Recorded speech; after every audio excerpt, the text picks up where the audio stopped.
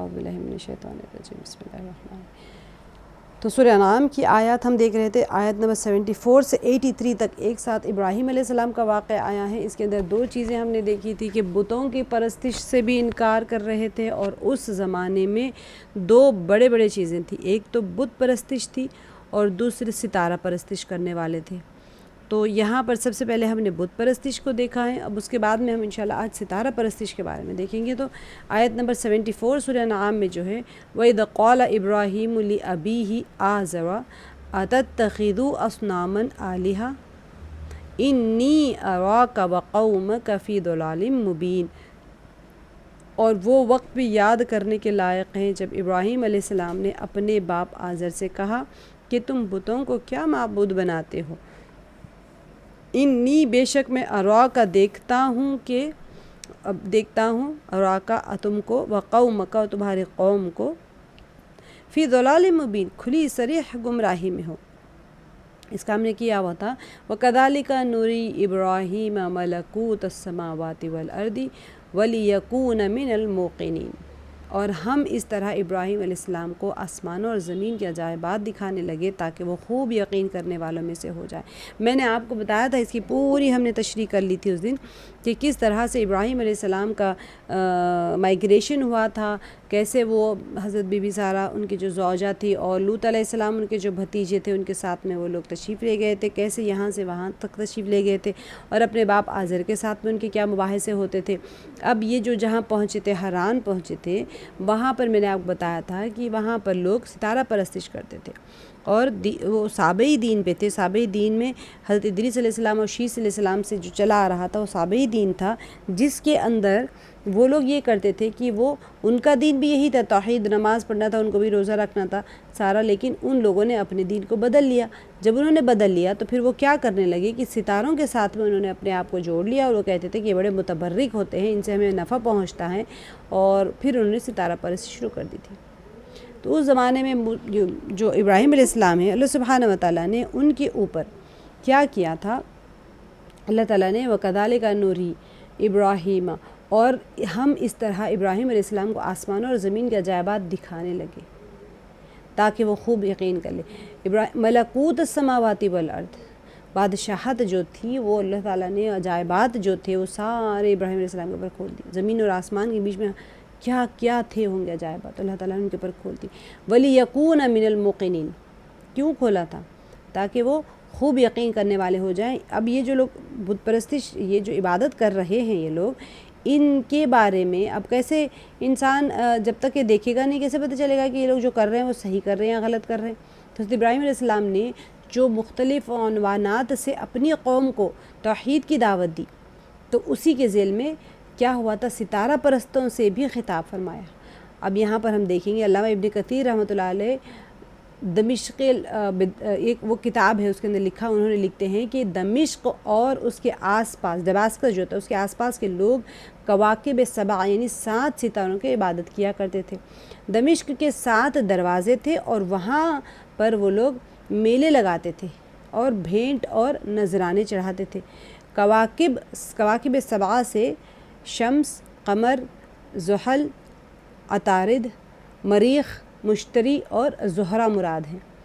یہ 7 انگلش میں تو مجھے نہیں پتا، میں دیکھتی ہوں۔ سورج، چاند، ستارہ وہ شمس سورج اور قمر چاند کو کہتے ہیں، اور زحل، عطارد، مریخ، مشتری اور زہرہ، تو یہ جو ستارے ان کے ہوتے تھے یہ بڑے چمکدار سے ستارے ہوتے تھے۔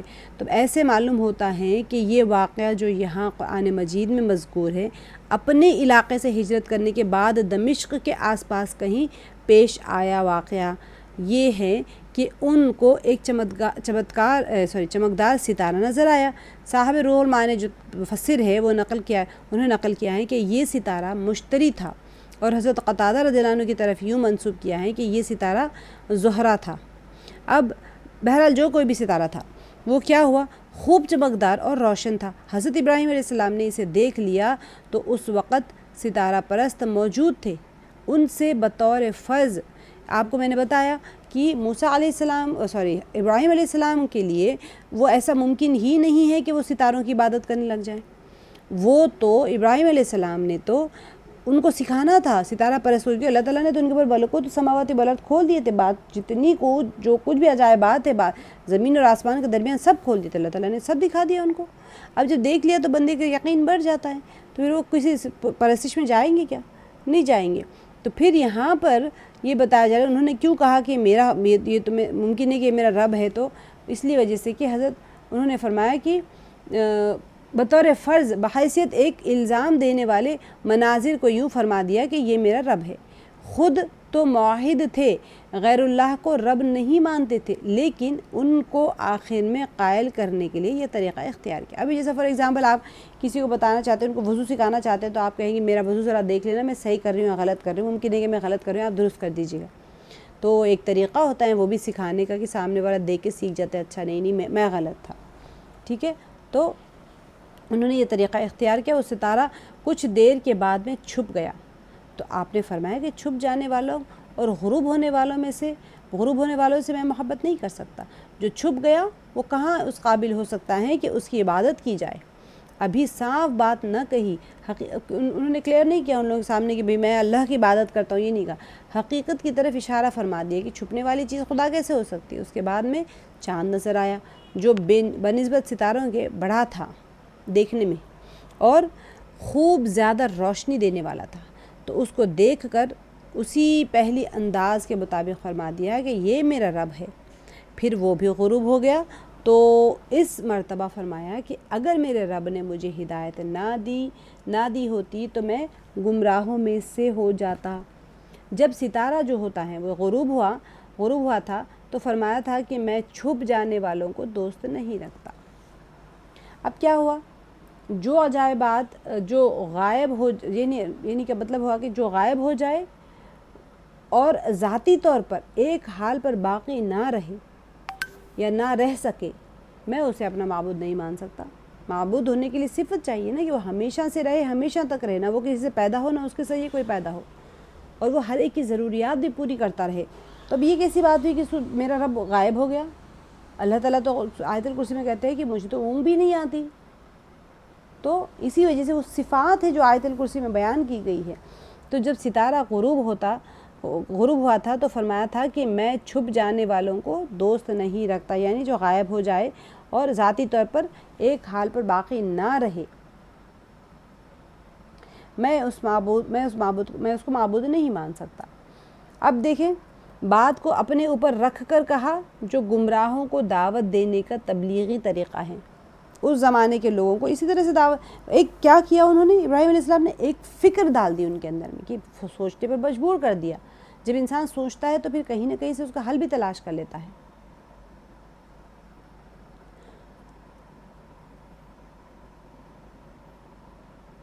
اب یہاں پر ان لوگوں میں ایک تعریض تھی کہ تم لوگ عجیب ہو. ٹھیک ہے، وہ اعراض کرتے تھے کہ تم لوگ عجیب ہو، جسے اپنے اوپر اختیار نہیں اس کو معبود بنائے ہوئے ہو. ایسے کیسے لوگ ہو تم لوگ؟ عقل نہیں ہے تم لوگوں کہ بھئی کوئی چیز تم جسے معبود بنا رہے ہو اسے اپنے اوپر تو اختیار ہو. چونکہ پہلی مرتبہ ستارے کے غروب ہونے پر وہ لوگ کسی درجے میں قائل ہو چکے تھے، اس لیے چاند کے غروب ہو جانے پر بات کا رخ بدل دیا. تم کیسے ہو؟ مطلب ان کے اوپر ہی آ گئے. تو اس مرتبہ لا احب العافلین نہیں فرمایا بلکہ یوں فرمایا کہ لئن لم یہدینی ربی لأکونن من القوم الضالین. یہ میں آپ کو اس کے اندر سمجھاتی ہوں. آیات کے اندر ہم آ جاتے ہیں تو دیکھیے آپ کو سمجھ آئے گا. فلما جن علیہ اللیل رأى کوکبا قال ھذا ربی فلما افل قال لا احب العافلین. کہ جب رات نے ان کو پردہ تاریکی سے ڈھانپ لیا تو آسمان میں ایک ستارہ نظر پڑا.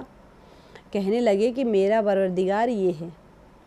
اب یہاں سے میں نے جو آپ کو بات کلیئر کی کہ ابراہیم علیہ السلام کے اوپر تو تمام چیزیں کھول دی گئی تھی، انہوں نے دیکھ لیا تھا سولار سسٹم چل کیسے رہا ہے، اور خود جو ستارے ہوتے ہیں وہ اللہ تعالیٰ کی اطاعت کو پوری کر رہے ہوتے ہیں، تو ان کی کیسی اطاعت کی جیسے دلو کیسے رب مانا جا سکتا ہے.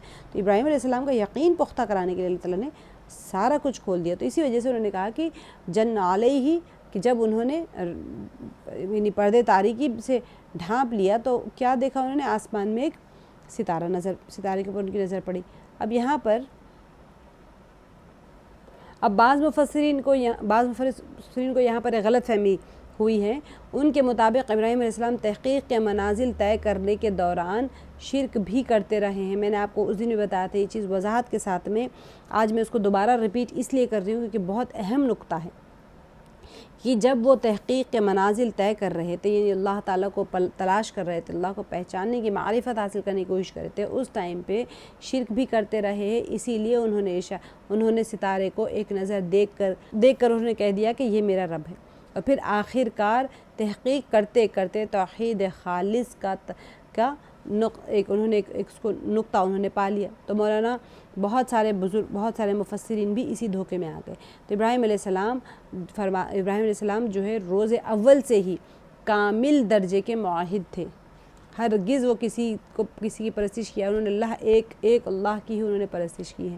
تو انہوں نے کبھی ستارے، چاند یا سورج کو اپنا رب نہیں کہا، بلکہ انہوں نے لوگوں کو سمجھانے کے لیے استفہامیہ طور پہ کہا۔ پوچھتے ہیں نا لوگوں کو، ہم آپس میں بھی ایسے ہوتا ہے، ہمارا ایک دوسرے سوال کرتے ہیں تاکہ سوال پوچھنے والا جو جواب دینے والا ہے اس کو سمجھانے کی کوشش کرتے ہیں، الگ الگ انداز سے سمجھاتے ہیں۔ تو یہاں پر انہوں نے شاید ممکن ہے وہ ہردرب قوم تھی، جس طرح انہوں نے دیکھا بت پرستی جب بات ہوئی تھی اپنے باپ سے، تو انہوں نے بھی کتنی دشمنی نکالی تھی کہ چلو جاؤ یہاں سے، تو انہوں نے کہا کہ چلو ٹھیک ہے، ایک حکیمانہ انداز میں یہاں پر کر کے دیکھتے ہیں۔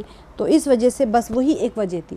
تو انہوں نے جب دیکھا کہ جب وہ ستارہ غروب ہو گیا، تو انہوں نے کہا کہ غروب ہو جانے والوں کو پسند نہیں کرتے۔ آپ نے قوم کو سمجھایا کہ تم محض ستارے کی چمک دیکھ کر اسے معبود بناتے ہو، حالانکہ یہ تو غروب ہو جانے والی چیز ہے، اور اس چیز پر زوال آ جائے وہ الہ، جس چیز کے اوپر زوال آ جائے وہ الہ نہیں ہو سکتی، لہٰذا میں ستارے کو اپنا رب تسلیم کرنے کے لیے تیار نہیں ہوں۔ بس اتنی بات ان کو پہنچانی تھی۔ لیکن دعوت کا ایک بہت ہی پیارا سا انداز یہاں پر سکھایا جا رہا ہے کہ کیسے اگر ایسے حالات ہو، سب مخالف ہو، تو پھر پہلے اپنی رائے کو ظاہر کر دیں کہ میں ایسے نہیں کرتا، پھر دوسروں کو پھر دعوت دے کہ بھی تم کیوں کرتے ہو ایسے۔ ایسی ذات پر کسی قسم کے تغیر نہیں آ سکتا۔ اللہ تعالیٰ مخلوق پر اپنی تجلیات کا نزول کرتے ہیں، اور کبھی کیا ہوتا ہے وہ نظر آتی ہیں اور کبھی نہیں نظر آتی۔ مخلوق کے اوپر تو اللہ سبحانہ تعالیٰ کی تجلیات کا نزول ہمیشہ ہی ہوتا رہتا ہے، تو پھر اس سے مخلوق میں تو تغیر آتا ہے، مگر خود اس ذات باری تعالیٰ میں کوئی تغیر واقع نہیں ہوتا۔ اب تجلیات نازل ہوئی تو انسان کے اندر تو چینجز آ گئے، لیکن اللہ تعالیٰ کے اندر کے تجلیات کے نزول کے بعد میں اللہ تعالیٰ کے پاس تجلیات خالی ہو گئی ہیں؟ ایسا نہیں ہوتا ہے، کوئی چینج نہیں آتا۔ چاہے ساری کائنات کو اللہ تعالیٰ سونے چاندی سے بھر دے، تب بھی اللہ تعالیٰ کے خزانے میں کوئی کمی نہیں آئے گی۔ کوئی روئے زمین کے اوپر بوڑھا نہیں ہو، سب جوان ہو، سب کو صحت مل جائے، سب کے پاس صحت کے خزانے، تب بھی اللہ تعالیٰ کے پاس صحت کے خزانے میں کمی کوئی نہیں آئے گی۔ اللہ سبحانہ وتعالیٰ ہر چیز سے اوپر ہے، تو اسی لیے ازل میں بھی تھا اور ابد میں بھی رہے گا۔ وہ چیز الہ نہیں ہو سکتی جو کبھی طلوع ہو اور کبھی غروب ہو، اور کبھی ایک افق میں ہو اور کبھی دوسرے افق میں، یعنی میں متغیر ہونے والی شے کو معبود تسلیم کرنے کے لیے تیار نہیں ہوں۔ تبدیلی آ رہی ہیں تو وہ پھر میں نہیں تسلیم کرتا اس کو معبود ہونے کے لیے۔ ابراہیم علیہ السلام کے واقعات میں بہترین تربیت ہوتی ہے انسان کی، کہ کیسے کس طرح سے انہوں نے وہ کیا تھا، آیات کے ساتھ میں ڈسکشنز کیے تھے۔ فلما رأى الشمس بازغة قال هذا ربي هذا أكبر۔ اس میں کیا دلیل تھی؟ چمکدار بھی تھا اور بڑا بھی تھا اور زیادہ تیز روشنی دینے والا تھا۔ تو اور جب سورج کو دیکھا کہ جگمگا رہا ہے تو کہنے لگے میرا پروردگار یہ ہے۔ فلما افلت قال یا قوم انی بریء مما تشرکون۔ اب وہ دو بھی ڈوب گیا۔ اب انہوں نے کہا کہ یہ صحیح موقع ہے، مدد بھی کر رہے ہیں لیکن پھر بھی کہہ رہے ہیں یہ صحیح موقع ہے کہ ان کو دعوت دے دی جائے۔ مگر جب وہ بھی غروب ہو گیا تو کہنے لگے کہ لوگوں، جن چیزوں کو تم اللہ کا شریک بناتے ہو میں ان سے بیزار ہوں۔ اللہ اکبر کبیر۔ کتنی مطلب سوچیں حالات کے اعتبار سے وہاں پر دعوت دینا کتنا مشکل کام تھا، ٹھیک ہے۔ چاند بھی اللہ تعالیٰ کی بہت بڑی نشانی ہے۔ حضور صلی اللہ علیہ وسلم کا ارشاد ہے کہ چاند کا مشاہدہ مبارک ہے۔ الشمس والقمر آیتان من آیات اللہ، یعنی سورج اور چاند اللہ کی نشانیوں میں سے دو عظیم نشانیاں ہیں، مگر ان کو الوہیت کا درجہ دینا سخت گمراہی ہے۔ اتفاق کی بات ہے کہ جس روز سورج گرہن ہوا اسی روز حضور علیہ الصلوۃ والسلام کے فرزند حضرت ابراہیم की वफ़ात हुई। जाहिलियत में ये भी था, वहाँ पाया जाता था कि जिस दिन सूरज या चांद ग्रहण पाया जाए तो मोमिन का क्या हो जाता है, वो कहते हैं मोमिन उस दिन कोई बड़ा आदमी पैदा होता है या फिर कोई फौत हो जाता है। ग्रहण का जैसे सुपरस्टिशंस लगे हुए रहते हैं लोगों के, आपने इसकी तरदीद फरमाई है और फरमाया कसूफ किसी की पैदा होने या मरने की वजह से नहीं होता, बल्कि अल्लाह ताला जब चाहता है मखलूक में तगय्युर का तबद्दुल कर देते हैं, तो चेंजेस लाते रहते हैं अल्लाह ताला, जब मर्ज़ी, अल्लाह की मर्ज़ी है उसके अंदर, और दिखाते रहते हैं उन लोगों, यानी कि ताकि लोग समझ जाएं कि जब अल्लाह ताला इतनी बड़ी चीज़ों में तगय्युर और तबद्दुल ला सकते हैं, तो फिर जब इतने सूरज चाँद सितारे जो 1 इंच नहीं है सकते, अल्लाह ताला उसके तबद्दुल ला सकते हैं, तो फिर उनके मुकाबले में कमज़ोर से कमज़ोर इंसान की क्या हैसियत हो सकती है। अल्लाह ताला की किबरियाई के सामने इंसान की असल हैसियत क्या है, कुछ भी नहीं है। फिर भी बड़ा अकड़ करके कहता है, दावे करता है।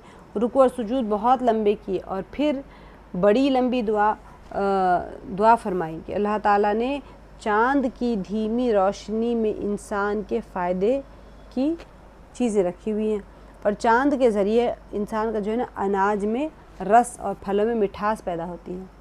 अब चाँद देखें, चाँद का हमें देखते हैं टाइड्स जो आते हैं ना, वो टाइड्स की रीज़न भी चाँद होता है। चाँद के ज़रिए अनाज में रस और फलों में मिठास पैदा होती है और पानी पर उसका ख़ास असर होता है। देखते भी होंगे जो फ़िशरमैन होते हैं वो लोग चाँद की मंजिलों के हिसाब से जाते हैं फ़िशिंग करने के लिए। इसी तरह सूरज जो है हरारत और रोशनी का मरकज़ है और वही सोर्स है, हीट एंड लाइट का सोर्स है सूरज। तो इसके ज़रिए फसलें पकती हैं और कई किस्म के दीगर फ़वायद हासिल होते हैं। हमने पढ़ा भी है सूरह हामीम सजदा में भी हमने पढ़ा है कि जब जिन चीज़ों से फ़ायदा हासिल होता है तो वो लोग समझते हैं कि यही रब है, जिससे फ़ायदा हासिल हो जाए वही रब है, और समझ के उसी की इबादत करते हैं। तो अल्लाह ताला फरमाते हैं कि ये तो ज़राए हैं तुम्हारे नफ़ा के, कि ज़राए को पकड़ के तुम उसी की इबादत करने लग जाओगे अल्लाह को भूल के। तो यहाँ पर फरमाया कि फ़लम और अशम्स बाज़िग़तन, और फिर जब उसने देखा सूरज को चमकता हुआ, तो ये इब्राहीम अलैहिस्सलाम, तो मुफस्सिरीन फरमाते हैं कि जब इब्राहीम अलैहिस्सलाम के खुसूसी मुशाहिदे का जो एक तीसरा दिन आया तो सूरज अपनी पूरी ताबानी के साथ में आसमान पर मौजूद था, बहुत ज़बरदस्त सूरज। फिर क्या हुआ, इरशाद होता है कि फ़लम अशम्स बाज़िग़तन, जब आपने सूरज को चमकते हुए देखा, क़ाला हादा रब्बी, उन्होंने कहा कि ये मेरा रब है, हादा अकबरू, ये सबसे बड़ा है। अच्छा, ये तो बड़ा है मगर सूरज भी तगय्युर पजीर है। फलम्मा अफलत, जब वो भी गुरूब हो गया तो क़ाला इन्नी बरीउम मिम्मा तुशरिकून, क्यों कहा उन्होंने। हम जो दुनिया में अल्लाह सुब्हानहू व तआला के साथ में किसी को शरीक बना लेते हैं, तो हर अल्लाह यानी खालिक में और मखलूक में फ़र्क करने का अल्लाह ताला ने यहाँ पर मेयार बता दिया कि जिसमें तगय्युरात आते हैं, जिसमें चेंजेस आते हैं, वो खालिक नहीं हो सकता, उसके हाथ में कंट्रोल भी नहीं हो सकता। तो उन्होंने आखिर में कह दिया कि मैं तुम्हारे शिर्क से बरी हूँ, ऐ लोगो मैं इन चीज़ों से बेजार हूँ जिनको तुम शरीक बनाते हो। मकसद ये कि न सितारा इलाही है, न चाँद और न ही सूरज, जो इनमें सबसे बड़ा है, लिहाजा मैं इनमें से किसी को भी माबूद तस्लीम करने के लिए तैयार नहीं हूँ। अब मकसद यही था कि तुम इनको माबूद बनाकर शिर्क में मुब्तला ना हो जाओ। इन्नी वज्जहतु वजहिया लिल्लज़ी फ़तरस समावाति वल अर्दा हनीफ़ा वमा अना मिनल मुशरिकीन, कि मैंने सबसे यकसू होकर अपने तई इसी ज़ात की तरफ मुतवज्जह किया जिसने आसमानों और ज़मीन को पैदा किया है, और मैं मुशरिकों में से नहीं हूँ। हम जो नमाज से पहले पढ़ते, इन्नी वज्जहतु वजहिया लिल्लज़ी फ़तरस समावाति, उस रब के लिए, फ़तरस समावाति वल अर्दा, जिसने आसमान और ज़मीन को पैदा किया, हनीफ़ा यकसू होकर, वमा अना और नहीं मैं मिनल मुशरिकीन, मुशरिकों में से। तो ये क्यों कहा इब्राहीम अलैहिस्सलाम ने, ये भी एक दावत देने का तरीक़ा था, अंदाज़ था कि कैसे दावत दी जा रही है लोगों को, कौम को वहाँ पर। कि उन्होंने फिर फरमाया कि بے شک میں نے متوجہ کر لیا اپنے رخ کو اس ذات کی طرف جو آسمان اور زمین کا پیدا کرنے والا ہے، یعنی میں تو صرف اسی کو معبود مانتا ہوں جس نے بغیر نمونے کے زمین و آسمان اور باقی تمام مخلوق کو پیدا کیا ہے۔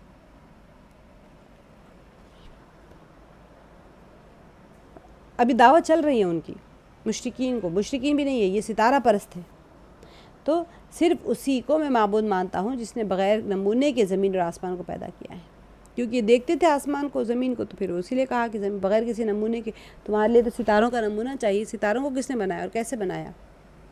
فاطر اور بدیع کا یہی معنی ہے کہ اللہ تعالیٰ وہ ذات ہے جس نے ہر چیز کو بغیر سابقہ نمونے کے پیدا کیا، کوئی دیکھنے کی ضرورت نہیں مثال کی، تو اللہ تعالیٰ وہ ذات ہے، سبحان اللہ، اپنی صفت اور تجلی سے پیدا فرمایا اللہ تعالیٰ نے، یہ نہیں کہ جا کے ہاتھ پیر لگا کے بنا، اللہ تعالیٰ نے اپنی صفت اور تجلی سے پیدا فرمایا ہے۔ تو ابراہیم علیہ السلام نے فرمایا کہ میں تمہارے تمام شریکوں سے بیزار ہوں کہ اسی ایک خدا کی طرف میں لگتا ہوں اور اسی کو معبود برحق جانتا ہوں۔ حنیفاً میں حنیف ہوں، یعنی کہ ہر طرف سے کٹ کر صرف ایک وحدہ لا شریک لہ، لا شریک کی طرف جھکنے والا ہوں۔ سبحان اللہ، یہ کہنا بہت مشکل ہوتا ہے، پڑھتے وقت آپ کو آسان لگتا ہے، کیا مشکل چیز ہے؟ اپنے آپ کو روزانہ ہم کہیں گے نا، میں ہر چیز سے کٹ کے اللہ کی طرف یکسوئی سے رجوع ہو گئی ہوں، پھر کسی کے پاس جانے کی ضرورت ہی نہیں پڑتی مدد کے لیے، اور اللہ تعالیٰ کی غیبی مدد آنا شروع ہو جاتی ہے۔ کسی کا مائک کھلا ہے، بند کر لیجیے پلیز۔ جو اللہ تعالیٰ کی وحدانیت کو مانتا ہے، اللہ تعالیٰ نے تمام لوگوں کو یہی حکم دیا ہے۔ یہاں پر حنفاء للہ غیر مشرکین، یہ سورہ حج کی آیت ہے، تم سب حنیف بن جاؤ، ہر طرف سے کٹ کر اس ایک کی طرف متوجہ ہو جاؤ، جیسا کہ ابراہیم علیہ السلام نے کیا۔ فرمایا میں حنیف ہوں، وما انا من المشرکین، اور مشرکوں میں سے نہیں ہوں، میں کسی قسم کا شرک روا نہیں سمجھتا، کسی قسم کا۔ ابراہیم علیہ السلام کے لیے ایک ہی لکیر ہوتی تھی، بس ادھر ادھر کچھ نہیں ہوتا تھا۔ بہت نبی پاک صلی اللہ علیہ وسلم نے ہر چیز کے لیے راستے نکالے۔ نبی ابراہیم علیہ السلام کے لیے حکم تھا، جب حکم ہوا بچے کی قربانی کر دے، فوراً لے کے چلے گئے۔ یہ نہیں کہا کہ چلو یہ خواب کا کفارہ دے دیتا ہوں، یہ پتہ نہیں کیا ہوگا، 10 لوگوں سے اس کے مرحلے کے جواب پوچھ رہے، کچھ نہیں، سیدھا لے کے گئے اور لٹا دیے بچے کو۔ تو یہ بہت بڑا معیار ہے ایمان کا۔ ابراہیم علیہ السلام نے ستاروں، چاند اور سورج کو سامنے رکھ کر قوم کے سامنے اللہ کی وحدانیت کی دلیل پیش کی۔ اب دیکھیں تغیر اور تبدل کو کیا انہوں نے وجہ بنایا، جس میں یہ چیز پائی جائے وہ معبود نہیں ہو سکتا، ہمارے لیے بھی بتا دیا، جس میں جو چینجز، زیادہ تر جو چینج ہونے والی چیزیں وہ معبود نہیں ہو سکتی۔ ہم معبود نہیں بناتے کسی کو اللہ کے سوا، لیکن ہم نے معبود کی معیار دے دیا، مقام دے دیا ہے، اپنے خواہشات کو، اپنی نفس کو، اپنے مرضی کو، جو کچھ بھی ہوتا ہے، جب وقت کے اوپر کوئی چیز ادا نہیں ہوتی ہے تو پھر مطلب یہ ہے کہ ہم نے اپنے خواہشات کو ترجیح دیتی ہے۔ تغیر اور تبدل کوئی وجہ بنا کر، علت یعنی نہ کرنے کی وجہ بنا کر کہ وہ معبود نہیں ہو سکتے، آپ نے اپنا عقیدہ قوم کے سامنے واضح کر دیا۔ اب اگلی آیت میں قوم کی بحث اور مباحثے کو اور جھگڑے کا تذکرہ آئے گا کہ اب ابراہیم علیہ السلام نے تو کہہ دیا سورج چاند ستاروں کو یہ تو میرے رب نہیں ہو سکتے، اب قوم چپ تھوڑی بیٹھے گی، وہ تو بت پرستش میں لگی ہوئی ہیں اپنے بہت ہی اہتمام کے ساتھ میں۔ تو انہوں نے کیا کہا، وَحَاجَّهُ قَوْمُهُ، اور ان کی قوم ان سے بحث کرنے لگی۔ قَالَ أَتُحَاجُّونِّي فِي اللَّهِ وَقَدْ هَدَانِي، یہاں پر ہدانی میں نون کے بعد میں یا متکلم تھا جو کہ گر گیا وقف کی وجہ سے، تو وقد ہدانی ولا اخاف ما تشرکون به ما تشرکون به الا ان یشاء ربی شیئا، کہ اور ان کی قوم ان سے بحث کرنے لگی تو انہوں نے کہا کہ تم مجھ سے خدا کے بارے میں کیا بحث کرتے ہو، اس نے تو مجھے سیدھا راستہ دکھا دیا. یعنی اللہ تعالیٰ نے جو پیچھے آتے ہیں ہم نے دیکھا نا, اللہ تعالیٰ نے ان کے سامنے سارے راستے کھول دیے, اور ویسے بھی ان کو اللہ تعالیٰ نے بچپن میں ہی رشد عطا کر دی تھی. تو یہاں پر وہی کہہ رہے ہیں, اور جن چیزوں کو تم اس کا شریک بناتے ہو میں ان سے نہیں ڈرتا جو میرا پروردگار چاہے. اب دیکھیں یہاں پر ممکن ہے کہ ان کو دھمکی بھی دی گئی ہوگی کہ بھئی آپ بات سن لیں ورنہ پھر آپ کا ہم وہ کر دیں گے, کچھ سنسار کر دیں گے اس طرح. انہوں نے جواب میں کہا ہوگا کہ میں نہیں ڈرتا. جب ابراہیم علیہ السلام نے اپنے والد اور قوم کے سامنے شرک کی تردید اور اللہ تعالیٰ کی وحدانیت کے حق میں دلیل پیش کی تو کیا ہوا؟ وہ لوگ دلیل کا جواب دلیل سے تو نہ دے سکے, مگر کیا کیا, بلکہ وحاجہ قومہ, آپ کی قوم نے آپ سے جھگڑا کرنا شروع کر دیا. اس جھگڑے کی بہت سی مثالیں قرآن پاک میں موجود ہیں. مثلاً جب ابراہیم علیہ السلام ابراہیم علیہ السلام کسی راستے سے گزرتے تو پھر کیا ہوتا؟ مشرکین آپ کی طرف اشارے کرتے تھے اور کہتے تھے احاد الذی یذکر الہتکم, تو یہی دیکھو وہ شخص جو تمہارے معبودوں کے بارے میں کہتا ہے. اب یہاں پر سورہ انبیاء کا جو تھا, کیا یہ وہ شخص ہیں جو تمہارے معبود کے اوپر نکتہ چینی کرتے ہیں, کہتا ہے کہ یہ تمہاری مشکلات کو حل نہیں کر سکتے, کیونکہ ان کا عقیدہ تھا کہ ہمارے بت ہماری مشکلوں کو حل کرتے ہیں, اللہ کے بیٹے ہیں, اللہ کے پاس جا کے سفارش کریں گے. تو ہمارے معبودوں کی مذمت نہ کیجیے اور نہ خطرہ ہے, ورنہ کیا خطرہ ہے کہ ہم آپ کو نقصان پہنچائیں گے. کوئی کہتا آپ ایسی باتیں اس لیے کرتے ہو کہ ہمارے معبودوں کو آپ پر مار پڑ گئی ہیں, یعنی ہمارے معبودوں سے آپ کو سختی ملی ہے, لہٰذا بدلہ نکالنے کے لیے یہ سب کچھ کر رہے ہو. انہوں نے تمہیں مجنون بنا دیا ہے, یا پھر تو ایسی زبردست تم کو مار پڑی ہے کہ تم پاگل ہو گئے ہو. ان کے بارے میں بولنے کی اتنی گستاخی کر لی ہے, اب اوپر سے جلال نازل ہوگا تمہارے پر. یہاں پر اس وجہ سے انہوں نے کہا کہ انہوں نے تمہیں مجنون بنا دیا. مشرکین مکہ بھی یہی کہتے تھے کہ ہمارے معبودوں کو برا بھلا کہنے کی وجہ سے اللہ تعالیٰ نے ان کا دماغ, نعوذ باللہ, ان کا دماغ خراب کر دیا ہے. کبھی کہتے ہیں کہ مردے پھر زندہ ہو جائیں گے, اور کبھی کہتے ہیں کہ محاسبہ ہوگا. غیر اللہ کی پوجا سے منع کرتے ہیں. ان کی تردید, اب دیکھیں کتنا اہم چیز ہے. میں تو آپ لوگوں کو نکات بتاتی چلی جا رہی ہوں, لیکن سوچنے کی بات یہ ہے کہ وہ سچویشن میں جائیں اور سوچیں کہ ہم ایک چیز میں مبتلا ہے, اور پوری کی پوری قوم بھی ایسے ہی مبتلا تھی. آج اگر مہدی علیہ السلام کا ظہور ہو جائے اور ہم جس چیز کے اوپر اپنا عقیدہ سمجھ کے پکا پختہ بیٹھے ہوئے ہیں, کیا ہمارا ضمیر ہمیں اس وقت جگائے گا؟ ابراہیم علیہ السلام کی قوم نے بھی آپ سے اسی قسم کا جھگڑا کیا تھا. تو قولا, اب دیکھیں ابراہیم علیہ السلام کا جواب کیا تھا. انہوں نے کہا قولا, اس کے جواب میں حضرت ابراہیم علیہ السلام نے کہا کہ اتحاجونی فی اللہ, کہ تم اللہ کے بارے میں مجھ سے جھگڑا کرتے ہو.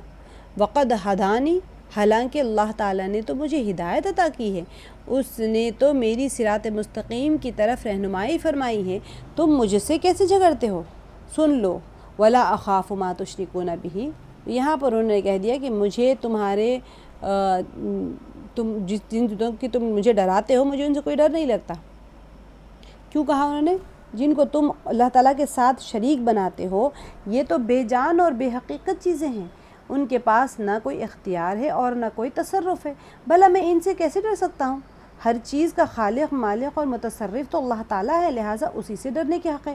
حضرت ہود علیہ السلام کے ساتھ بھی ایسا ہی معاملہ پیش ہے. اب دیکھیں ہم اپنے آپ کو کوریلیٹ کر لیں آج کی سچویشن میں. آپ کہتے ہیں نا, لوگ کہتے ہیں جادو فلانے کا عمل کرا دیا تمہاری زندگی خراب ہو گئی. کہا رے ہم علاج, قرآن سے علاج کیسے ہو سکتا ہے؟ وہ تو کالا جادو کروایا, اس کا توڑ کالا جادو ہی ہوتا ہے. سنا ہوگا آپ لوگوں نے سب نے یہ بات کہ قرآن سے کالے جادو کا غلیظ جو عمل کرواتے ہیں, پتہ نہیں جو ہوتا ہے اس کا پتہ نہیں کچھ کہتے ہیں کالا جادو کو, تو وہ عمل کا علاج قرآن سے نہیں ہوتا ہے, وہ تو اس کا توڑ اسی سے ہوتا ہے. لا حول ولا قوت الا باللہ. قرآن پاک کے بارے میں کتنی بے ادبی ہو رہی ہے, اور کہہ کیا رہے ہیں؟ مومن ہی کہتے, مسلمان لوگ کہتے ہیں, میں کافر کی بات نہیں کر رہی ہوں آپ سے, مسلمانوں کی بات کرتے ہیں کہ جو سفلی جو عمل کیا جاتا ہے وہ سفلی کا توڑ سفلی سے ہی ہوتا ہے, قرآن کی آیات سے تھوڑی ہوتا ہے. تو وہ کفر ہے، تو تم بھی کفر میں مبتلا ہو کہ اس کا علاج کرو، کیونکہ سفلی جو ہوتا ہے وہ تو شرکیہ کلام بولے جاتے ہیں، قرآن پاک کو گندگی میں ڈالا جاتا ہے، وہ جتنی گندگی میں مبتلا ہوں گے اتنے ان کو پاورز ملتے ہیں، وہ خود ناپاک ہوتے ہیں، وہ ساری جتنی چیزیں شیاطین کی مدد کر رہے ہوتے ہیں، شیاطین کی عبادت کر رہے ہوتے ہیں، جبھی تو ان کو اتنے پاورز ملتے ہیں۔ شیطانوں کی عبادت کریں گے تو کیا ملے گا؟ تو آپ جا کے شیطان کی عبادت کریں گے علاج کروانے کے لیے؟ اور وہ دلیل کیا دیتے ہیں کہ سفلی کا علاج سفلی سے نہیں ہو سکتا۔ یہاں پر ابراہیم علیہ السلام کو بھی وہ لوگ یہی کہہ رہے ہیں کہ ہمارے معبودوں کو اگر تم ناراض کرو گے تو پھر تو تمہارا برا حال کر دیں گے ہمارے معبود۔ تو ہود علیہ السلام کو بھی یہی کہا کرتے تھے۔ حضرت ہود علیہ السلام کے ساتھ بھی ایسا ہی معاملہ کیسے پیش آیا کہ آپ کی قوم نے کہا کہ اے ہود علیہ السلام، اگر آپ مخالفت کریں گے تو پھر آپ کے ساتھ بھی ایسے ہی ہوگا، ہمارے بت آپ کو چھوڑیں گے نہیں، آپ کو تو مجنون کر دیں گے، آپ کو تو پاگل کر دیں گے، آپ کو یہ کر دیں گے، وہ کر دیں گے۔ ابراہیم علیہ السلام نے بھی یہی فرمایا کہ میں تمہارے ان معبودوں سے ہرگز خوفزدہ نہیں ہوتا ہوں جو کسی نفع نقصان کے مالک نہیں ہیں۔ تمام انبیاء کے ساتھ میں جب وہ آ کے مطلب کہتے تھے کہ تم جو کر رہے ہو غلط کر رہے ہو، تو پھر ان کے ساتھ یہی کہتے ہمارے معبود، اچھا ایسے کہنے کے لیے نہیں کہتے، وہ ڈرتے تھے بتوں سے، وہ ڈرتے، حالانکہ جب حق بات آ گئی کہتے یہ بت ہے، پتھر ہے، کچھ نہیں کر سکتے، تو وہ ڈرتے تھے، نہیں یہ تو ہمارے معبود ہے، اور یہ اگر ناراض ہو جائیں گے تو ہمارے اوپر بارش رک جائے گی، ہمارا یہ ہو جائے گا، ہمارا وہ ہو جائے گا، فلاں ہو جائے گا، جتنے وجوہات ہو سکتے تھے سب دے دیتے تھے۔ تو سچویشن یہ ہے کہ اللہ سبحانہ وتعالیٰ ہمیں انبیاء کے واقعات کے ذریعے سے یہ تربیت فرمانے کہ یہ جو حالات ہیں اس زمانے میں بھی ہوتے تھے، ہر زمانے میں ہوں گے، لوگوں کے سوالات ایسے ہی ہوں گے، جوابات بھی ایسے ہی ہوں گے۔ تو بچانا کیا ہے؟ ایمان کو بچانا ہے۔ اللہ یہاں پر جو فرمایا کہ میں کوئی مجھے کوئی نقصان نہیں پہنچا سکتا اور میں خوفزدہ بھی نہیں ہوں جو کسی نفع نقصان کے مالک ہی نہیں ہے۔ بتائیں شیاطین کیا نقصان پہنچا سکتے ہیں آپ کو؟ وہ کس چیز کے مالک ہے؟ کچھ بھی نہیں ہے۔ ہمارے اپنے سوچ کی وجہ سے ہمیں ہماری تکلیف ہے، ہماری زندگی کی کوئی پریشانی ہے، ہمارے گناہ ہے جس کی وجہ سے ہماری پکڑ ہوئی ہے، تو اس کا مطلب یہ تو نہیں ہے کہ وہ ان کو اختیارات ہے۔ آپ سوچیں اگر یہ کہہ دیں کہ ان کو اختیارات ہے تو آپ کا ایمان باقی ہے؟ الا ان یشاء ربی شیئا، اختیار اور تصرف میرے رب کے پاس ہے، اور وہی کچھ ہوتا ہے جو وہ چاہتے ہیں، وہی عطا کرتے ہیں اور وہی واپس لینے پر قادر ہیں، وہی تکلیف پہنچاتے ہیں اور وہی دور کرتے ہیں۔ یہ جو ابراہیم علیہ السلام فرما رہے ہیں یہ اصل یقین اور ایمان ہے۔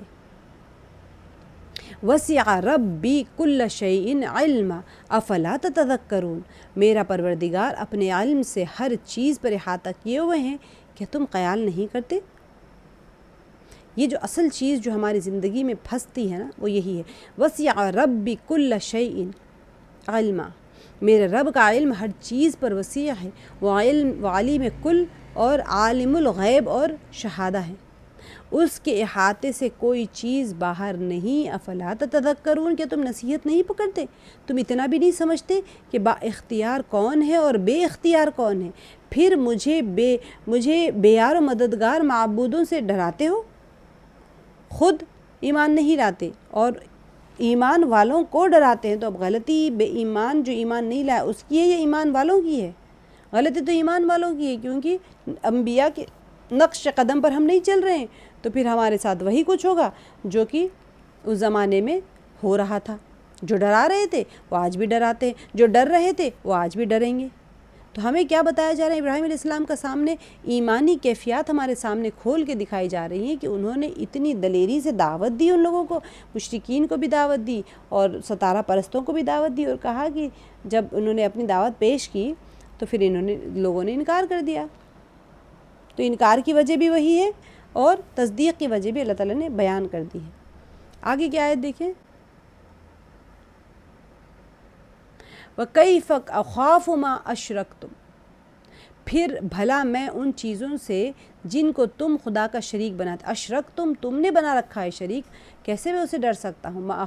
ما اشرکتم جس کو تم نے شریک بنایا ہے، وَلَا تَخَافُونَ اور کیوں کر ڈروں جبکہ تم اس سے نہیں ڈرتے، وَلَا تَخَافُونَ تم نہیں ڈرتے، أَنَّكُمْ بے شک تم اشرکتم شرک کرتے ہو، باللہ اللہ کے ساتھ میں، ما لم ينزل به علیکم سلطان، یعنی کہ تم تو نہیں ڈرتے اللہ سے، ڈرنا تو تم کو چاہیے تھا، میں کیوں ڈروں بتوں سے جس کے پاس تو کوئی اقتدار ہے نہ کوئی پاور ہے؟ اصل تو پاور اللہ کے پاس ہے، اور تمہیں تو اللہ سے ڈرنا چاہیے کہ تمہیں عذاب آ جائے گا۔ تم تو نہیں ڈرتے، جبکہ تم اس سے نہیں ڈرتے کہ اللہ کے ساتھ میں شریک بناتے ہو جس کی اس نے کوئی سند نازل نہیں کی، جسے معلوم ينزل به علیکم سلطان، جسے کوئی اللہ تعالیٰ نے کوئی سند حاصل نہیں کی، سند نہیں نازل کی ہے کہ بھئی تم ان کی اتباع کرو، ان کے بتوں کی پوجا کرو، میں کچھ نہیں کروں گا تم لوگوں کو، ایسا تو نہیں کوئی سند ہے۔ تو یہاں پر اسی بات کی طرف اشارہ ہو رہا ہے، آگے کا بھی میں پڑھ دیتی ہوں آپ کو، فَأَيُّ الْفَرِيقَيْنِ أَحَقُّ بِالْأَمْنِ إِن كُنتُمْ تَعْلَمُونَ، اب دونوں فریق میں سے کون سا فریق امن اور جمعیت کی خاطر کا مستحق ہے، اگر سمجھ رکھتے ہو تو بتاؤ۔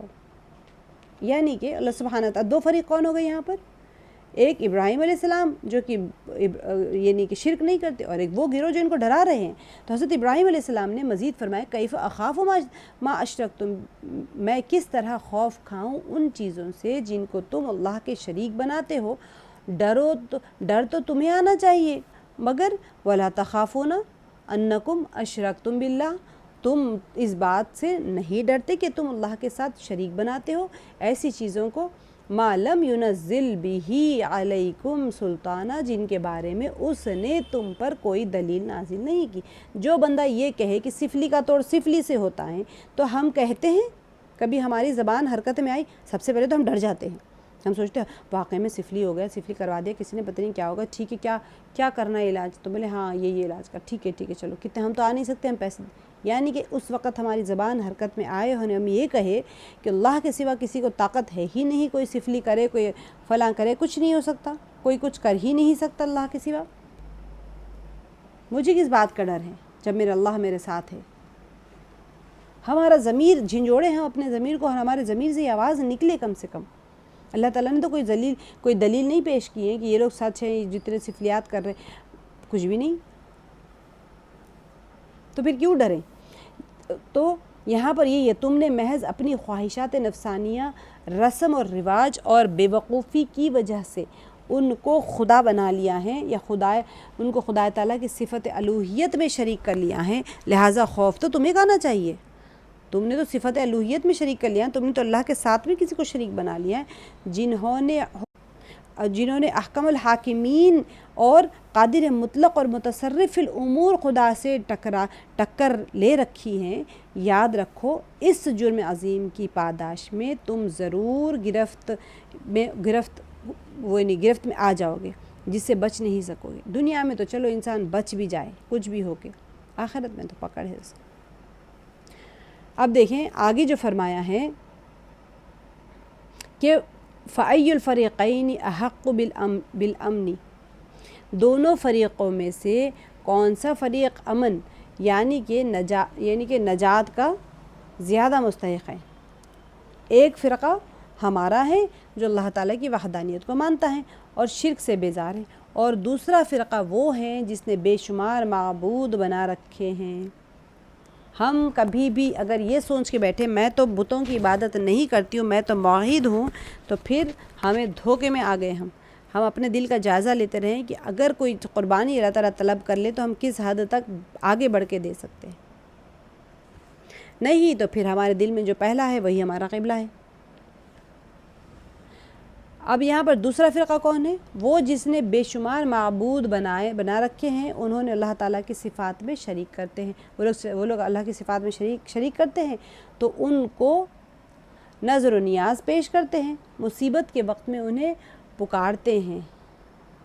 تو بتاؤ ان دونوں فریقوں میں سے کون سا فریق حق پر ہے؟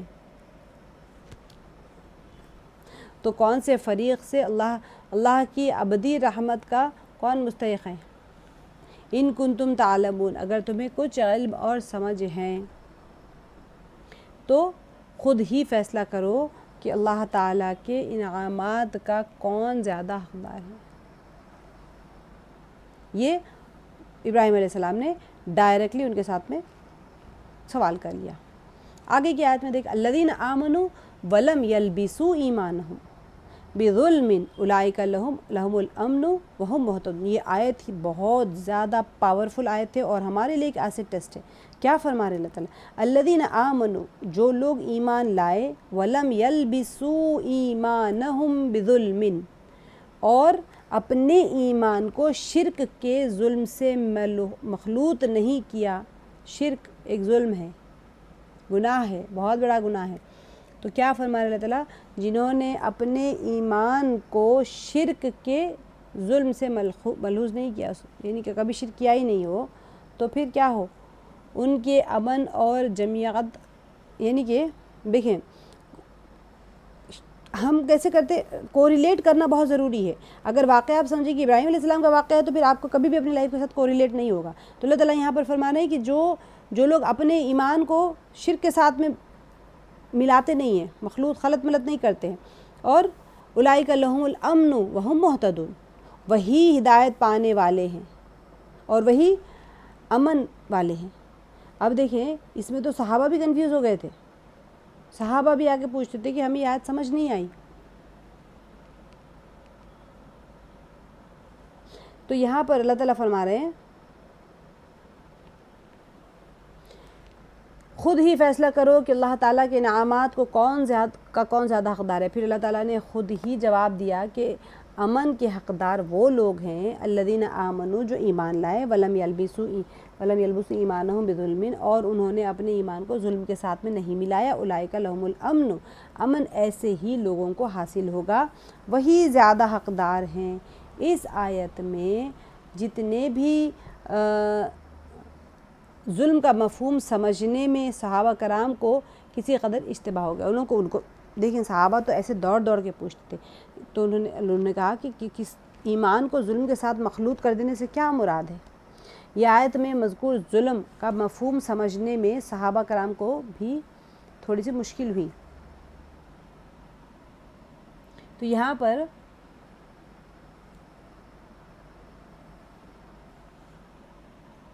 حضرت عبداللہ ابن مسعود رضی اللہ عنہ سے مروی ہے کہ صحابہ کو خیال ہوا کہ ظلم سے مراد عام کوتاہی ہے۔ دیکھیں آپ سوچیں، ہم تو ظلم تو پتہ نہیں کیا لیتے، لیکن عام جو چھوٹی موٹی غلطیاں ہو جاتی ہیں وہ سمجھ رہے تھے کہ اس سے تو عام کوتاہی مراد ہے۔ تو اس سے انہوں نے کہا کہ یہ تو عام کوتاہی مراد لیتے، تو انہوں نے حضور صلی اللہ علیہ وسلم سے عرض کیا اینا لم یظلم نفسہ، ہم میں سے کون ایسا شخص ہے جس نے ظلم یعنی چھوٹی موٹی خطا نہ کی ہو؟ ہم سے تو ہر کسی سے ہو جاتی ہے چھوٹی موٹی خطا، تو ہم میں سے کون ایسا ہے جس سے یہ نہیں ہوتا ہے؟ اگر ہر چھوٹے بڑے گناہ پر گرفت ہو گئی تو پھر ہماری نجات تو محال ہو جائے گی۔ اس پر حضور علیہ الصلوۃ والسلام نے وضاحت فرمائی کہ لفظ ظلم کا اطلاق ہر چھوٹی سے چھوٹی برائی سے لے کر بڑے سے بڑے گناہ پر ہوتا ہے۔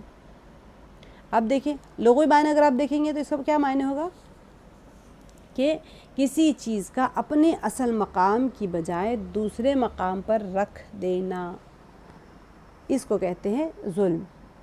اسی وجہ سے ہم کو اللہ تعالیٰ نے عبادت کرنے کا حکم دیا، ہم جا کے سو گئے، ہمیں اللہ تعالیٰ نے کہا صدقہ کرو، ہم اپنے کپڑے ہم اپنا ضرورات کو پوری کرنے لگے، تو یہ ظلم ہے، کیونکہ اس کا اصل کیا تھا؟ جگہ، کوئی چیز کی مال کی اصل جگہ تھی اللہ کے راستے میں خرچ کیا جائے، تھوڑا بہت تو رکھ سکتا ہے انسان، لیکن اب کیا ہو گیا ہے؟ سارا کچھ میرے لیے، اللہ کے راستے میں کچھ نہیں خرچ کرنا۔ تو یہاں پر اسی لیے بتایا جا رہا ہے کہ ظلم یہ ہوتا ہے کہ اصل مقام سے ہٹا کے کوئی اور چیز کو کسی اور جگہ پر رکھ دینا۔ تو مسجد میں داخل ہوتے وقت میں کیا ہوگا؟ دائیں پاؤں رکھنا ہے اندر، داخل ہونے کے بجائے اگر بائیں پاؤں رکھ دیا تو پھر یہ بھی ظلم کی تعریف میں آ گیا۔ اور بڑے سے بڑا ظلم شرک اور کفر ہے، شرک اور کفر سب سے بڑا ظلم ہے۔ جیسا کہ حضرت لقمان رضی اللہ عنہ نے اپنے بیٹے کو نصیحت کرتے ہوئے فرمایا کہ بیٹا اللہ تعالیٰ کے ساتھ کسی کو شریک نہ بنانا، کیونکہ ان الشرک لظلم عظیم، سبحان اللہ، بے شک شرک بہت بڑا ظلم ہے۔ تو حضور صلی اللہ علیہ وسلم نے فرمایا کہ اس آیت میں ظلم سے چھوٹا موٹا گناہ مراد نہیں ہے، بلکہ اس سے شرک مراد ہے، اور آیت کا مفہوم یہ ہے کہ نجات اور امن ان لوگوں کا حق ہیں جنہوں نے اپنے ایمان کو شرک کے ساتھ ملوث نہیں کیا۔ بہت اہم چیز ہوتی ہے، ایمان اگر ہے تو سب ہے، ایمان ہاتھ سے گیا تو سب ختم۔ ایمان ہاتھ سے گیا تو آپ ٹوپی پہن کے نماز پڑھتے رہیں گے، شرک میں خلط ملط کر لیں گے اپنے ایمان کو. تو جب اسی وجہ سے یہ آیت میں فرمایا جا رہا ہے کہ اپنے ایمان کو بچا کے رکھنا ہے، شرک کے ساتھ میں خلط ملط نہیں کرنا ہے. اور جن لوگوں نے اپنے ایمان کے ساتھ میں شرک کو ملا لیا ان کا عقیدہ خراب ہو گیا. ان کے لیے اللہ تعالیٰ کا قانون واضح ہے کہ ان اللہ لا یغفر ان یشرک به ویغفر ما دون ذلک لمن یشاء. یعنی اللہ تعالیٰ شرک جیسے گناہ کو معاف نہیں کریں گے، اس کے علاوہ جس کو چاہے بغیر توبہ کے معاف فرما سکتے ہیں. اللہ کی مرضی ہے، اسے مکمل اختیار حاصل ہے، مگر شرک کو معاف نہیں فرمائیں گے. اس آیت کا مطلب یہ نکالا جا سکتا ہے کہ ایسے ایمانداروں کا حق ہے نجات. ایسے ہی آپ دیکھیں نجات کس کو ملے گی؟ میرے بھی دل میں سوال آتا ہے، یا اللہ میں نجات پا لوں گی قیامت میں؟ تو اللہ تعالیٰ نے میرے سامنے بھی شرط رکھ دی کہ اپنے ایمان کو بچا کے رکھنا، اس کو شرک کے ساتھ خلط ملط نہ کر لینا. اگر تم ایمان کو کچرا پٹی بنا کے لاؤ گے، خلط ملط کر کے شرک بھی کبھی شرک کر لیا، کبھی اس سے مانگ لیا، کبھی اس سے مانگ لیا، کبھی کچھ کر لیا، کبھی کچھ کر لیا، پھر کہیں ہم ایمان لاتے ہیں، اللہ آپ ایمان لاتے ہیں، تو پھر یہ خلط ملط ہو گیا شرک کے ساتھ میں. تو پھر اللہ تعالیٰ نے فرما دیا کہ ایسے لوگوں کے لیے تو نہیں ہے. تو ایمانداروں کا حق یہ جو فرمایا ہے، یہ آیت کا مطلب یہ ہے نکالا کہ نجات ایسے ایمانداروں کا حق ہے جو شرک سے بچتے رہے، وہم مہتدون، اور یہی ہدایت یافتہ لوگ ہیں. کیونکہ جو اپنے ایمان میں شرک کو ملاتے ہیں اور اللہ تعالیٰ کے لیے شریک تجویز کرتے ہیں، اللہ کے ہاں وہ ایمان معتبر ہے، معتبر نہیں ہے جس میں اللہ تعالیٰ وحدہ لا شریک پر اور اس کے رسولوں پر ایمان لائے. اصل تو یہی مقصد ہے کہ اللہ پہ ایمان لائے، رسولوں پر ایمان لائے، اس کی کتابوں کے اوپر ایمان لائے، آخرت کے دن پر اور تمام چیزوں پر ایمان لائے. یعنی تقدیر کا اچھا ہونا اور جو کہا گیا ہے تمام چیزوں پر ایمان لائے جو اللہ نے اپنے نبیوں کے ذریعے ہمیں دیا ہے. یعنی قرآن پاک بھی اور احادیث مبارکہ میں نبی پاک صلی اللہ علیہ وسلم نے کھول کھول کر ہر چیز بیان بھی کر دی ہے اور عمل کر کے عمل کے ذریعے سے بتا بھی دیا ہے. تو خاتم النبیین صلی اللہ علیہ وسلم کے بعثت کے بعد تو آپ پر ایمان لائے بغیر کوئی شخص مومن ہو ہی نہیں سکتا. اچھا، وَتِلْكَ حُجَّتُنَا آتَيْنَاهَا، اور یہ ہماری دلیل تھی، آتَيْنَاهَا ہم نے دیا اس دلیل کو. کس کو دیا؟ ابراہیم علیہ السلام کو. ابراہیم علی قومہ، دیا ہم نے اسے ابراہیم علیہ السلام کو ان کی قوم پر، یعنی قوم کے مقابلے میں اللہ تعالیٰ نے ابراہیم علیہ السلام کو ایک دلیل دی. نرفع درجات من نشاء، اور ہم بلند کر دیتے ہیں درجات میں جس کو ہم چاہتے ہیں. ان ربک حکیم علیم، بے شک آپ کا رب بہت حکمت والا، خوب علم والا. اب دیکھیں پیچھے آیات میں ہم نے دیکھ لیا تھا کہ اللہ تعالیٰ نے حضرت ابراہیم علیہ السلام کو کیا دیا تھا؟ ابتدائی میں رشد اور ہدایت سے نوازا تھا. اب انہوں نے شرک کے خلاف تو واضح دلیل پیش کی جس کا تذکرہ پہلے ہو چکا ہے، مگر مشرکین آپ کی بات کو تسلیم کرنے پر تیار نہیں تھے بلکہ آپ سے جھگڑا کرنے لگے. تو ان آیات میں اللہ تعالیٰ نے اسی دلیل کی طرف اشارہ فرمایا. وَتِلْكَ حُجَّتُنَا آتَيْنَاهَا إِبْرَاهِيمَ عَلَىٰ قَوْمِهِ، یہی ہماری دلیل ہے کہ جو ہم نے ابراہیم علیہ السلام کو ان کی قوم کے مقابلے میں دی. مگر مشرک کیا اچھا ابراہیم علیہ السلام کو رشد بھی دیا، ہدایت بھی دیا، اور تمام کائنات کے راز اللہ تعالیٰ نے ابراہیم علیہ السلام کے اوپر کھول دیے تھے. جب آپ کے اوپر اگر کوئی چیز کھل جائے مثال کے طور پہ تو پھر آپ کو پتہ چل جاتا ہے صحیح ہے غلط ہے، تو غلط چیز کو آپ اختیار کرتے ہی نہیں ہیں. لیکن ہمارے لیے کیا ہے؟ ہمارے لیے نبی کی بات ماننا ہے. کتاب آ گئی، نبی کی بات آ گئی، وہ ہمیں مان کے چلنا پڑتا ہے. تو یہی ہماری دلیل جو ہم نے ابراہیم علیہ السلام کو دی تھی قوم کے مقابلے میں، مگر مشرک قوم نے اس کو تسلیم نہ کیا. پھر فرمایا کہ ہم نے ابراہیم علیہ السلام کی توحید پرستی اور شرک کی تردید کی وجہ سے بلند درجے عطا فرمائے ہیں، اور ہمارا قانون یہ ہے کہ نرفع درجات من نشاء، ہم جس کو چاہیں، اللہ سبحانہ تعالیٰ فرما رہے ہیں کہ ہم جس کو چاہیں درجات بلند کر دیتے ہیں. اللہ تعالیٰ ہر شخص کی صلاحیت، اس کی استعداد ظاہر اور باطن اور جتنے بھی اس کے دل کی کیفیت ہوتی ہے اس سب سے واقف ہے. وہ اپنی حکمت کے مطابق جس کو اس کے قابل سمجھتے ہیں اس کے درجات بلند فرما دیتے ہیں. اللہ تعالیٰ کی مرضی. اب ہم سوال تو نہیں کر سکتے اللہ تعالیٰ نے ان کو فلاں درجے پہ کیوں بٹھا کر رکھا ہوا ہے، ہمیں کیوں نیچے رکھا ہوا ہے. ابراہیم علیہ السلام پر اللہ تعالیٰ نے خاص مہربانی فرمائی اور ان کے درجات بلند کر دیے. تمام انبیاء میں بھی ابراہیم علیہ السلام کو اللہ تعالیٰ نے خاص مہربانی عطا کرے۔ اچھا، مہربانی کے ساتھ ٹیسٹ بھی بہت ہوئے ان کے، ایسے نہیں کہ انسان کو خالی مہربانی مل جاتی۔ جب کوئی انسان آزمائش سے گزرتا ہے وہ سوچے ابراہیم علیہ السلام کتنے آزمائشوں سے گزرے ہوں گے۔ ابھی تو دیکھ رہے ہیں نا، ابھی بہت سارے واقعات اب انشاءاللہ ہم دیکھیں گے، ابھی تو ہمارا 6واں سبق چل رہا ہے، ابھی تو ہمارے بہت 15 16 17 اسباق باقی۔ تو ابراہیم علیہ السلام کی بلندی درجات کئی وجوہات سے ہوئی۔ انہوں نے قوم کے سامنے علی اعلان شرک سے بیزاری کا اظہار کر دیا تھا۔ اب سوچیں کہ انسان کو اگر کہا جائے کہ ڈر تو ہوتا ہے نا، قتل کر دیا جائے، سنسار کر دیا جائے، انبیاء کو قتل کرتے تھے وہ لوگ، انہوں نے علی اعلان کہہ دیا کہ تم بت پرستش نہ کرو، جبکہ اس زمانے میں روئے زمین پہ کوئی ایمان والا بندہ نہیں تھا، سارے روئے زمین پہ کفر تھا، شرک ہی شرک تھا۔ اس دور میں انہوں نے ایمان کی دعوت دی تھی۔ ایسے ہی کہا انی وجہت وجہی للذی فطر السماوات والارض، میں اپنا رخ، اپنی توجہ، اپنی جسم و جان اس ذات کی طرف کرتا ہوں جو زمین اور آسمان کا پیدا کرنے والا ہے اور انہیں عدم سے وجود میں لانے والا ہے۔ اللہ تعالیٰ کوئی چیز تھی نہیں، اللہ نے سب کو وجود میں لا لیا۔ حنیفا وما انا من المشرکین، کہ میں ہر طرف سے کٹ کر صرف اسی کی طرف لگنے والا ہوں اور مشرکوں میں سے نہیں ہوں۔ تو انہوں نے کہہ دیا کہ میں تم میں سے نہیں ہوں، میں تو اللہ کی عبادت کرتا ہوں۔ تو یہ آپ کی فکر کی بلندی اور عقیدے کی پختگی تھی جو آپ کے رفع درجات کا سبب بنی۔ ان کو اللہ تعالیٰ نے کیوں درجے بلند کیے؟ ابراہیم علیہ السلام کو آگ میں پھینک دیا، اللہ تعالیٰ نے حکم دے دیا کہ اے آگ تو ٹھنڈی ہو جا، سلامتی کے ساتھ ابراہیم علیہ السلام کے لیے۔ اگر اللہ تعالیٰ فرما دیتے اے آگ تو ٹھنڈی ہو جا تو ساری کائنات میں سے آگ ہی ختم ہو جاتی، مطلب روئے زمین پہ آگ نہ رہتی باقی۔ تو یہ چیز جو ہے آپ کو بھی، ہم جب اللہ تعالیٰ کی بھیجی ہوئی آزمائشوں میں ثابت قدم رہتے ہیں اور اپنے ایمان کو بچاتے ہیں، شرک کو اس کے ساتھ میں ملاتے نہیں ہیں، خلط ملت نہیں کرتے، پھر اللہ کی مدد آتی ہے، ہر اس بندے کے ساتھ میں آتی ہیں۔ اللہ تعالیٰ نے انبیاء کے واقعے اسی لیے بیان کیا۔ ہم نے سورہ یاسین جب پڑھا تھا تو وہ تو نجار جو تھا، حبیب نجار، وہ تو ایک کارپینٹر تھا۔ وہ کارپینٹر جب آیا ایمان کو بچانے کے لیے، انبیاء دعوت دے رہے تھے، انبیاء کے ایمان کے اوپر وہ لوگ انبیاء کو قتل کرنے پہ آمادہ ہو گئے تھے، تو جب وہ آیا تو اس نے کہا کہ اے میرے قوم تم چھوڑ دو، کیوں قتل کرتے ہو؟ لو تو دین کی دعوت دے رہے ہیں، اللہ کی طرف جوڑ رہے ہیں۔ تو انہوں نے کیا کیا، سنسار کرنے کا ڈرایا کرایا، سارا مباحثہ ہوا، اس کے بعد نے اس کو پتھر مار کے سنسار کر دیا ہوگا۔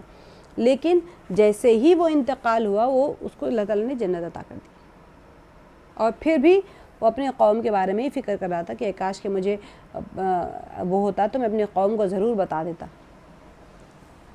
تو یعنی کہ انسان جب ایمان کو مضبوط پکڑتا ہے تو پھر وہ عام انسان ہو تب بھی اللہ تعالیٰ اس کو انبیاء کے ساتھ ٹریٹمنٹ دیتے ہیں۔ فرشتوں کے درجات بھی اسی سبب سے بلند ہے کہ وہ اللہ تعالیٰ کی وحدانیت کو مانتے ہیں، اس کا ذکر اور عبادت کرتے ہیں۔ انبیاء بھی توحید باری تعالیٰ کے امام اور مبلغ ہوتے ہیں، اصل وحدانیت ہوتی، اس میں بالکل کوئی چیز کو ملاوٹ نہیں کر سکتے ہیں، اس لیے اللہ تعالیٰ ان کے درجات بھی بلند فرما دیتے ہیں۔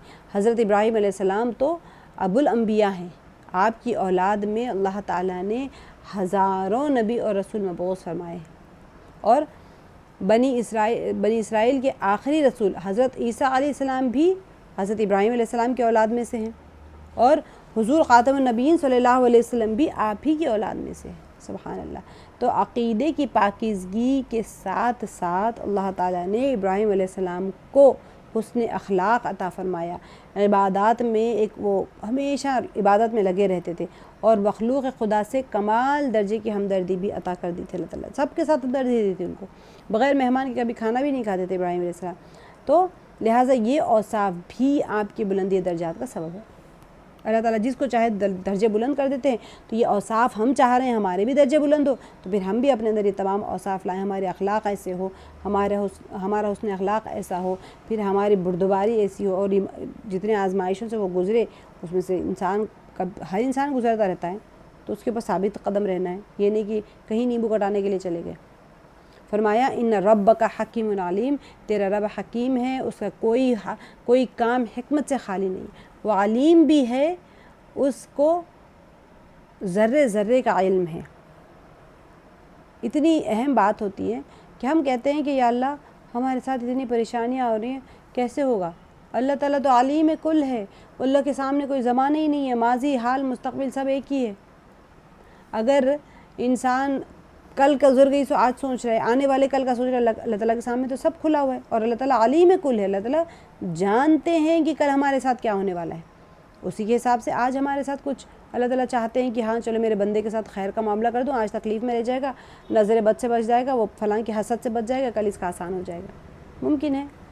ہاں تو حضرت ابراہیم علیہ السلام کی دلیل کا جواب تو وہ لوگ نہیں دے سکے، مگر وہ اپنی کیا کرنے لگے، وہ لوگ خفت مٹانے کے لیے آپ کو طرح طرح کی تکلیفیں دینے لگے، اور دوسری صورتوں سے معلوم ہوتا ہے کہ دلائل سے ناکامی کے بعد انہوں نے کیا کیا، کئی قسم کی اذیتیں پہنچائی، حتیٰ کہ آپ کے قتل کے در پہ ہو گئے، جیسے کہ مگر اللہ تعالیٰ کی مدد ہمیشہ آپ کے شامل حال رہی ہے، اسی لیے دشمن آپ کو کوئی پریشان نہیں کر سکتے تھے، اور بالآخر کیا ہوا، آپ کو اللہ تعالیٰ کی طرف سے ہجرت کا حکم آ گیا۔ اب یہاں سے بھی ہجرت کر کے وہ چلے گئے تھے۔ اب آگے کے صورتوں میں آپ لوگوں کو انشاءاللہ بتاؤں گی کہ کیسے ابراہیم علیہ السلام کی ہجرت کے بعد میں کیا ہوا تھا، کیسے ہوا تھا، سب نمرود کو کیسے دعوت دی وہ بھی ہم دیکھیں گے انشاءاللہ آگے کی صورتوں میں انشاءاللہ۔ یہ لفظی ترجمہ ہے، میں نے کروا دیا تھا۔ اب سبق نمبر 5، آپ لوگ گرامر کر رہے ہیں، نہیں کر رہے ہیں، کیا ہو رہا ہے مجھے نہیں پتا۔ جنہوں نے سبمٹ کیا وہ سبمٹ کر رہے ہیں، ماشاءاللہ ماشاءاللہ، نور علی نور، بہت اچھے طریقے سے جو لوگ کر رہے ہیں، اللہ تعالیٰ ان کو بہت بہت اعلیٰ درجے میں ان لوگ کو کامیابی عطا فرمائے۔ میں سب سے ریکویسٹ کر رہی ہوں کہ دیکھیں گرامر کریں، 2-3 اسباق کے بعد میں پھر آپ لوگوں کو میں گرامر جو ہے نا، ایسے تو نہیں، چھوٹ گیا تو چھوٹ گیا، یہ بات ذہن میں رکھیں۔ آج کا سبق دیکھیں، اگر کسی نے نہیں کیا تو آج کا 5واں سبق ہے، پیچھے سے پورے اٹھائیں اور کر لیں، آگے کے اسباق تھوڑے سے ٹف ہوتے چلے جائیں گے، پھر جس کا چھوٹا وہ کیچ نہیں کر پائیں گے۔ دیکھیں سبق نمبر 5، لا، لام زبر لا، من اور آما، ہم نے آلریڈی جب ہم کر رہے تھے تب کر لیا تھا، لیکن پھر بھی اس کا ریویژن ہی ہو رہا ہے آج تو۔ اس کے اندر گرامر میں جو الفاظ لکھنے، پڑھنے اور بولنے سننے میں آتے ہیں وہ ان کی 3 اقسام ہوتی ہیں۔ اسم یعنی ناؤن، فعل یعنی ورب، حرف یعنی پریپوزیشنز۔ تو اب یہاں پر حرف جو اسم یا فعل کو ملائے، اب انگلش میں ہم پریپوزیشنز کہتے ہیں، اس کے اندر کنجنکشن، پریپوزیشن، انٹرجیکشن سارے ہی آ جاتے ہیں اس کے اندر، ٹھیک ہے، تو اس کو ہم کہتے ہیں حرف۔ تو اب یہاں پر دیکھیں لام زبر لا، من، ان وغیرہ، اب آگے بھی آپ کریں گے انشاءاللہ اس کے بارے میں۔ اس سبق میں ہم 3 حروف سیکھیں گے، لا، من اور ان، ٹھیک ہے۔ یہ 3 حروف 7 ضمائر کے ساتھ مل کر تقریباً 2500 بار آتے ہیں قرآن پاک میں۔ ان حروف کے معنی یاد رکھنے کے لیے ان کی مثالوں کے ساتھ میں اچھی طرح سمجھنے کی کوشش کریں۔ دیکھیں لا ہم نے آلریڈی کر لیا تھا، اس کا لا لیے، من سے، ان اور سے، یہ دونوں لیے، دیکھیں لکم تمہارے لیے، دینکم تمہارا دین، ولیہ اور میرے لیے، دین میرا دین۔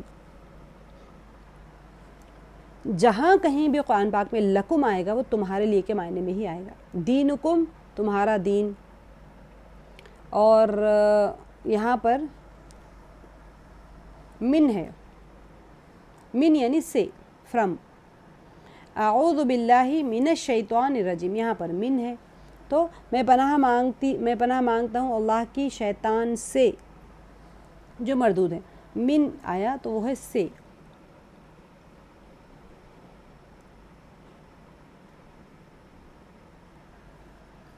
دیکھیں یہاں پر من آپ کو نظر آ رہا ہے نا، تو یہ من ہے سے۔ اب اس کے وہ ٹیبل میں بتاتی ہوں آپ کو، ان رضی اللہ عنہ، ٹھیک ہے، راضی ہوا اللہ اس سے، ان سے، ہو اس سے۔ اب اس کا دیکھ لیتے ہیں، اب لا کا معنی ہوتا ہے فور، ٹھیک ہے، الحمدللہ تمام تعریفیں اللہ کے لیے ہے، ٹھیک ہے۔ اب دیکھیں لہو اس کے لیے، لہم ان سب کے لیے، لکا آپ کے لیے، لی میرے لیے، لکم آپ سب کے لیے۔ یہ آپ کو میں نے موومنٹ کے ساتھ میں کریں، آپ لہو ایک انگلی لے لیں رائٹ سائڈ پر، فار دور کی طرف اشارہ کریں، لہو اس کے لیے، لہم ان سب کے لیے، 4 انگلیاں کھول دیجیے، ان سب کے لیے، ٹھیک ہے، لکا آپ کے لیے، اور لی میرے لیے، लकुम आप सब के लिए, लना हम सब के लिए। तो उंगली को लका आप कहें तो एक उंगली सामने मुखातिब की तरफ करें, और जब आप ली कहें तो वही एक उंगली अपने सीने की तरफ करें। फिर लकुम कहें तो 4 उंगलियां आगे की तरफ करें, और लकुम का जवाब आता है लना, तो हम सब के लिए 4 उंगलियां अपने सीने की तरफ कर लें। ठीक है, अब देखिए, फ़र्ज़ कीजिए कि मुझे आपसे कोई चीज़ मिली तो मैं आपसे पूछूंगी अहादा लहू, हादा मतलब मैं यहाँ पर ली हूँ आपको, ये ले लीजिए, हादा धिस को कहते हैं ये। ठीक है, तो अब आप लोग वो ये टेबल में के वर्ड्स भी याद करेंगे ना, थोड़ा थोड़ा देखते रहेंगे तो आपको उधर आसानी हो जाएगी। थोड़े थोड़े वर्ड्स जो रिपीट आपको नए आ रहे हैं मीनिंग्स, तो हादा, हाजा का देख लें दिस, ज़ालिका दैट, ये वो, करीबी की चीज़ को हादा कहते हैं, दूर की चीज़ को ज़ालिका कहते हैं। अब यहाँ पर क्या है, अहादा मिन्हु, ठीक है, क्या ये तुमसे है या सॉरी उससे है, नाम हादा मिन्हु, हाँ ये उससे है, या उसके साथ है भी कह सकते हैं, साथ के भी मायने आ रहे, से के भी मायने, क्या ये उसके साथ हैं, हाँ ये उसके साथ हैं। अहादा मिन्हुम, नाम हादा मिन्हुम, अहादा मिन्हुम रहा तो मिन्हुम ही आ गया। ठीक है, कहा या तो उसके साथ में मैं अपनी तरफ मुखातिब हो जाऊंगी, मुखातिब से मुतकल्लिम की तरफ ट्रांसफ़र हो जाएगा। अब यहाँ पर अहादा मिनकुम, क्या ये मिनकुम तुम सब से है, नाम हादा मिन्ना, हाँ ये हम सब से है या हम सब की तरफ से है। मीनिंग्स तो थोड़ा चेंज होते हैं, लेकिन आप इसका रूट मीनिंग समझ लीजिए। अब देखिए, अन से, अन यानी कि से बारे में, विद जो आता है, अन हु उससे, अन हुम उन सब से, अन का एक सामने की उंगली तरफ करें, आपसे 3 उंगलियां खोल ले, सॉरी एक अपनी तरफ आए, अन्नी एक ही उंगली अपने सीने की तरफ पॉइंट आउट करें, और अन कुम आप सब से 4 उंगलियां खोल दें सामने की तरफ मुखातिब की तरफ, अन ना हम सब से 4 उंगलियां खोल के अपने सीने की तरफ ले लें। आई वी यू दे जो आता है वही है ये। ठीक है, हमने उससे हमने उससे देखा था लहू। अच्छा, एक चीज़ याद रखें, मुअन्नस की ज़मीर आपने किया था, लहू मुज़क्कर की है, मुअन्नस की लहा आता है। ठीक है, उसके लिए, उस औरत के लिए, मिन्हु उसके लिए, मिन्हा उस औरत के लिए, अनहु उसके लिए, अनहु उस, अनहो अनहा। ठीक है, सिर्फ हु का हा बदल जाएगा बस, मुअन्नस के लिए आना है तो। अच्छा, अब आपका सबक का ग्रामर देख लीजिए, यहाँ पर पूरी की पूरी लिखना है आपको लहू का, ये वाली जो ग्रामर की आती है ना, ये लहू लहुम, एक 3rd पर्सन सिंगल और फिर 3rd पर्सन प्लूरल, फिर 2nd पर्सन जिससे आप मुखातिब हो रहे हैं, लका ली, लकुम लना। ठीक है, ये लकुम, ली और लना जो है मुतकल्लिम है, लका और लकुम मुखातिब है, लेकिन क्योंकि समझने में इजी हो रहा था इसीलिए लका ली लकुम लना ला लिया।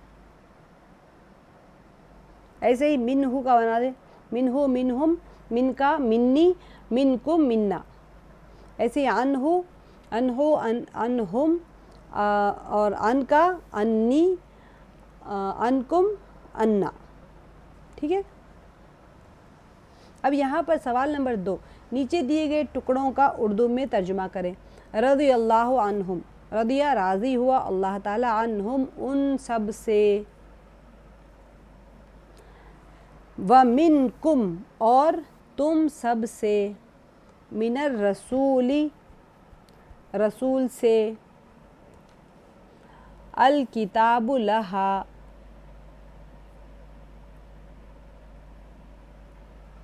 अल किताबु लहा। इसका आप लोग करिएगा, मैं अगर जवाब बता दूँगी तो आप ऑडियो सुन लेंगे और लिख लेंगे। हादा लकुम। ठीक है, आप लोग, मैं 3 करती हूँ, आप लोग 2 करें, और आप लोग माशाल्लाह जो कर रहे हैं वो बहुत अच्छा कर रहे हैं, एक आध छोटी मोटी गलती दे रही है। नीचे दिए गए जुमलों को की अरबी बनाएं।